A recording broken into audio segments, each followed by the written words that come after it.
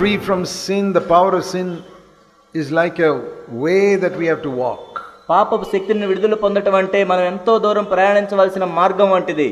At the end of the Sermon on the Mount, Jesus said there is a narrow gate and a narrow way. కొండ మీద ప్రసంగం చివరిలో ప్రభు ఈ విధంగా చెప్పారు, ఇరుకైన మార్గము, ఇరుకైన ద్వారము. So first of all we enter through the narrow gate. మొట్టమొదటి ఇరుకైన ద్వారంలో మనం ప్రవేశిస్తాం. ద్వారం We ద్వారా can say that is the gate of becoming a disciple of Jesus. అదేంటంటే యేసుక్రీస్తు ప్రభు యొక్క శిష్యులుగా అవటానికి కావాల్సిన ఇరుకైన ద్వారం. That means when you come to the gate, you don't say I want to go to heaven, you say I want to follow Jesus. అంటే ఇరుకైన ద్వారం దగ్గరికి వచ్చి నేనేదో పరలోకానికి వెళ్తానని కాదు, కానీ నేను ప్రభువుని వెంబడిస్తానని చెప్తావు నువ్వు. See, if we go around India saying how many of you want to go to heaven, మనం భారతదేశంలోకి వెళ్ళి ఎవరిని అడిగినా ఎక్కడ అడిగినా ఎంతమంది మీరు పరలోకానికి వెళ్ళాలనుకుంటున్నారంటే there are 120 crore people in India, all of them will say yes. భారతదేశంలో 120 కోట్ల మంది కూడా మేమందరం పరలోకానికి రావాలనుకుంటారు. Who wants to go to hell? అసలు నరకానికి వెళ్ళాలనుకునే వాళ్ళు ఎవరు? So we don't go around preaching who wants to go to heaven. మీలో పరలోకానికి వెళ్ళాల్సిన వాళ్ళు ఎవరు అని మనం ఏదో బోధ చేయవెళ్ళి, that is what many are preaching. అనేక మంది ఆ విధంగా బోధలు చేస్తున్నారు. We don't even want to say who wants your sins forgiven. మీ ఎంతమంది పాపాలు క్షమించబడాలనుకుంటున్నారు అని కూడా మనం బోధించవచ్చు. All 120 crore people in India want their sins forgiven. భారతదేశంలో 120 కోట్ల మంది కూడా వాళ్ళ పాపాలు క్షమించబడాలని అనుకుంటారు. Then everybody will be in the church. అప్పుడు అందరూ సంఘంలోనే ఉంటారు. But our message, the narrow gate, is who wants to follow Jesus. కానీ మన సందేశం ఏంటంటే, ఇరుకైన ద్వారం ఏంటంటే యేసు ప్రభువుని ఎంతమంది వెంబడించాలనుకుంటున్నారు. That makes it a very small number. అప్పుడు ఎంతో తక్కువ మందే వస్తారు. Those are the only people we are interested in gathering into CFC. కాబట్టి CFC సంఘాల్లో కేవలం అటువంటి వారిని మాత్రం సమకూర్చటమే మా ఆసక్తి. Not those who want to go to heaven. ఏదో కేవలం పరలోకం వెళ్ళాలనుకునే వాళ్ళు కాదు. Not those who want their sins forgiven. కేవలం వాళ్ళ పాపాలు క్షమించబడితే చాలు అనుకునే వాళ్ళు కాదు. Then our church will have 120 crore people in India. అప్పుడు మన సంఘంలో భారతదేశంలో 120 కోట్ల మంది ఉంటారు. But Jesus said the way to life is very narrow. కానీ జీవమునకు పోవు మార్గం ఎంతో సంకుచితమైనదని ప్రభు చెప్పారు. The gate is narrow. ఆ ద్వారం కూడా సంకుచితమైనది. Don't make it wider. దాన్ని వెడల్పు చేయొద్దు, విశాలం చేయొద్దు. To make it wider is to say who wants to go to heaven. విశాలం చేయటం అంటే పరలోకానికి ఎంతమంది వెళ్ళాలనుకుంటున్నారు అని చెప్పారు. Who wants their sins forgiven. మీలో పాపాలు ఎంతమంది క్షమించబడాలనుకుంటున్నారు. But Jesus said follow me. కానీ ప్రభు చెప్పారు నన్ను వెంబడించుడి. If you want to be my disciple, you have to die to yourself every day and follow me. మీరు నా శిష్యులుగా ఎండగోని ఎడల అనుదినము మీకు మీరు చనిపోయి నన్ను అనుసరించాలి. That is the decision we have to make at the gate. కాబట్టి ద్వారము దగ్గర మనం తీసుకోవాల్సిన నిర్ణయం అది. And if people say no, I don't want to die every day. లేదు, అనుదినము చనిపోవాలని నేను అనుకోవట్లేదంటే, I don't want to follow Jesus every day. అనుదినము నేను ప్రభువుని వెంబడించాలనుకోవట్లేదు. Then we say you cannot come through the narrow gate. అప్పుడు మనం చెప్తాను ఇరుకు ద్వారం ద్వారా ప్రవేశించలేవు. Somebody says I want to go to heaven. నేను పరలోకానికి వెళ్ళాలనుకుంటున్నారా అంటే, I say there are other people with a broad gate, you can go there. విశాలమైన ద్వారము వేరే చోట ఉంది, మీరు అక్కడికి వెళ్ళొచ్చు. That goes to destruction, it doesn't go to heaven. అది నాశనానికి నడిపిస్తుంది, పరలోకానికి కాదు. But we will speak the truth. కానీ మేము సత్యమనే మాట్లాడతాం. And in all of our CFC churches we must make the gate narrow just like Jesus made it. మన CFC సంఘాలన్నింటిలో కూడా యేసుక్రీస్తు ప్రభువారి ద్వారాన్ని ఎంత ఇరుగ్గా పెట్టారో మనం కూడా అంత ఇరుగ్గా పెట్టాలి. Not to make it narrower than Jesus. అంటే యేసు ప్రభు చేసిన దానికంటే ఇంకా ఇరుగ్గా చేయటం కాదు. Some people do that also. కొంతమంది అది కూడా చేస్తారు. You must all wear white clothes. అందరం కూడా తెల్లని బట్టలు వేసుకోవాలి. And you must not take medicines when you're sick. మీకు ఏమైనా జబ్బు చేసినప్పుడు మందులు వాడకూడదు. These are all trying to make it narrower than what Jesus made it. ప్రభు ఎంత ఇరుగ్గా చేసి దానికన్నా ఇరుగ్గా చేయటం అంటే ఇది. We don't make it narrower.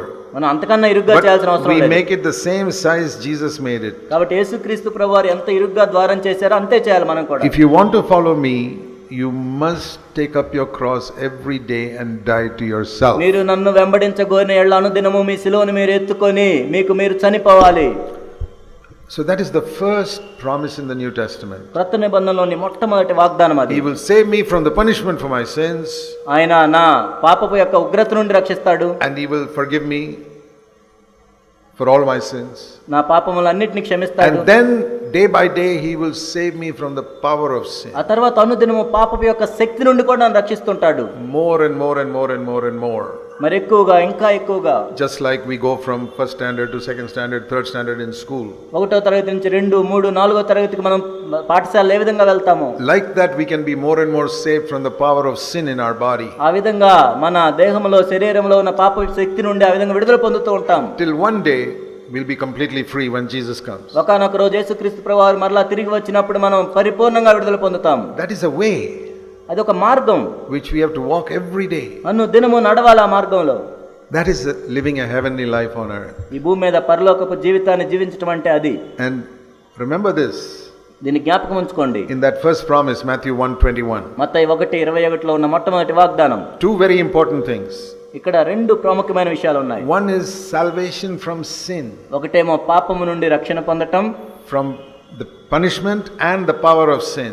ఉగ్రత నుండి మరియు పాపపు శక్తి నుండి. The second thing to see there is అక్కడ రెండో విషయం ఏంటంటే Jesus is the one who's going to save me. I'm not going to save myself. యేసుక్రీస్తు ప్రభువు నన్ను రక్షిస్తారు, నన్ను నేను రక్షించుకోలేను. The apostle Paul once said to the Galatians, గలతీయులకు అపోస్తలుడైన పౌలు ఒకసారి ఈ విధంగా చెప్పారు. having started in the Holy Spirit, are you going to end up in the flesh? మీరు ఆత్మలో ప్రారంభించి శరీరానుసారంగా ముగించాలనుకుంటున్నారా? So to this promise we can ask like this. ఈ విధంగా అడగొచ్చు ఆ వాగ్దానాన్ని మనం. Having started with Jesus saving me from the punishment of my sin, నా పాపపు యొక్క ఉగ్రత నుండి ప్రభువే రక్షించాడు నన్ను, నేను అక్కడ ప్రారంభించబడి now are you trying to save yourself from the power of sin? ఇప్పుడేమో పాపపు శక్తి నుండి నన్ను నేను రక్షించుకోవాలా? No. లేదు. You could not save yourself from the punishment of sin. పాపపు యొక్క శిక్ష నుండి ఉగ్రత నుండి నిన్ను నువ్వు రక్షించుకోలేవు. All your works were useless. నీ పనులు నువ్వు చేసిన పనులన్నీ వ్యర్థం. Jesus had to save you. యేసుక్రీస్తు ప్రభువే నేను రక్షించాలి. That is how we started. ఆ విధంగా మనం ప్రారంభించబడ్డాం. So now also how are you trying to save yourself from the power of sin? మరి పాప యొక్క శక్తి నుండి నిన్ను నీవే విధంగా రక్షించుకుంటావు ఇప్పుడు? So many people in CFC say I'm trying. CFC లో అనేక మంది ఈ విధంగా చెప్తున్నారు, నేను ప్రయత్నిస్తున్నాను. Jesus has to save you. యేసుక్రీస్తు ప్రభువు మాత్రమే నేను రక్షించాలి. You cannot save yourself. నిన్ను నీవు రక్షించుకోలేవు. If you save yourself, you'll get the glory. నిన్ను నీవు రక్షించుకున్నట్లయితే మహిమ నీకే వస్తుంది. That's the other thing about in heaven no man gets the glory. Jesus gets the glory. పరలోకంలో ఇంకో విషయం ఏంటంటే కేవలం యేసుక్రీస్తు ప్రభువుకు మాత్రమే మహిమ చెందాలి, మరి ఎవరికీ చెందదు, ఏ మానవునికి చెందదు. So just like we could not die to save ourselves from our forgiveness of sin. కాబట్టి నా పాప క్షమాపణ నిమిత్తం నాకు నేను మరణించలేను. We must also know that our daily life Jesus has to save us every day. కాబట్టి మన అనుదిన జీవితంలో మనం ఈ విధంగా అర్థం చేసుకోవాలి, గుర్తించాలి, యేసుక్రీస్తు ప్రభువు మాత్రమే అనుదినము నన్ను రక్షించాలి. It's a very simple truth. ఇదెంతో సామాన్యమైన సత్యము. But we need to understand it. కానీ దీన్ని మనం అర్థం చేసుకోవాల్సిన అవసరం ఉంది. I use an example like this. ఒక ఉదాహరణ నేను ఈ విధంగా చెప్తాను. See, there's a law called the law of gravity that's always pulling it down. గురుత్వాకర్షణ శక్తి భూమికి ఉంటుంది, ఎప్పుడు పెన్ను కింద పడుతూ ఉంటుంది. ఈ విధంగా wherever you go it pulls it down. నువ్వు ఎక్కడికి వెళ్ళినా కూడా కిందే పడుతుంది. There's a law in your body and mind called the law of sin. కాబట్టి పాపపు అనే నియమము మన శరీరంలో మన దేహంలో ఉంది. Wherever you go it will pull you down into sin. నువ్వు ఎక్కడికి వెళ్ళినా కూడా పాపంలోనే పడతావు. However much determination this pen has, it cannot save itself. ఈ పెన్ను ఎంత గట్టి నిర్ణయం తీసుకున్నా కానీ కిందే పడుతుంది. And you cannot save yourself from falling. కాబట్టి ఈ విధంగా కింద పట్టడం నుండి నిన్ను నీవు రక్షించుకోలేవు. But now see, it's not falling. కానీ ఇప్పుడు మీరు చూసినట్లయితే ఇది కింద పడటం లేదు. Why? ఎందుకు? Because the life of another person is holding it up. ఇంకో వ్యక్తి యొక్క జీవము ఈ పెన్నుని ఈ విధంగానే ఉంచుతుంది.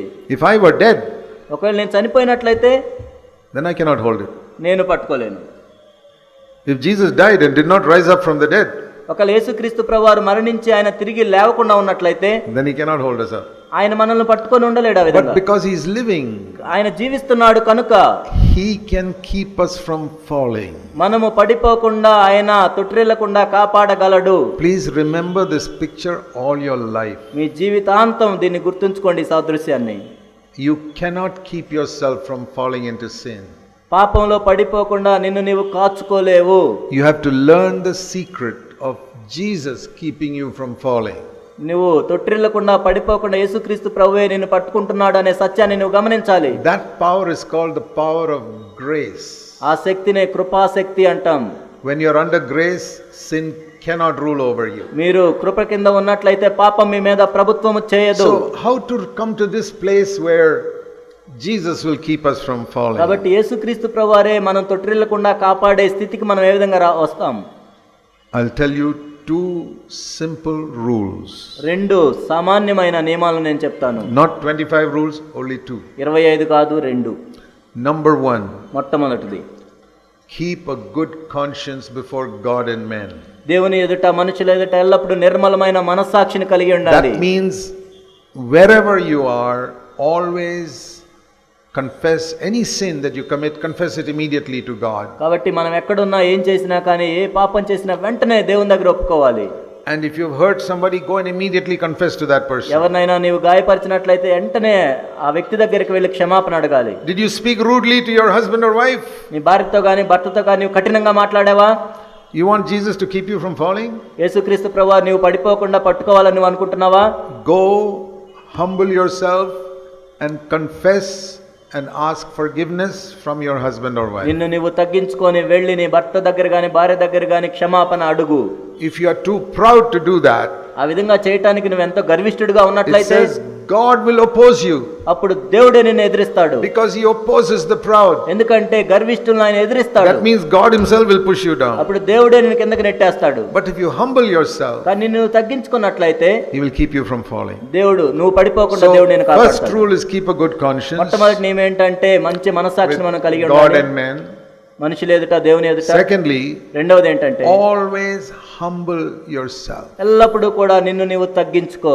Two simple rules. రెండు సామాన్యమైన నియమాలు. Keep a good conscience. నిర్మలమైన మంచి మనసాక్షిని Humble కలిగి ఉండటం, yourself always. నిన్ను నీవు ఎల్లప్పుడూ తగ్గించుకోవటం. And I guarantee you will not fall into sin. అప్పుడు నేను ఖచ్చితంగా చెప్తున్నాను నీవు పాపంలో పడిపోవు. All people who fall, it's one of these two reasons. పడిపోయే వాళ్ళందరూ కూడా ఈ రెండిట్లో ఏదో ఒక కారణం ద్వారానే పడిపోతారు. Some people keep a good conscience but they don't humble themselves. కొంతమంది మంచి మనసాక్షిని కలిగి ఉంటారు కానీ వాళ్ళు తగ్గించుకోరు.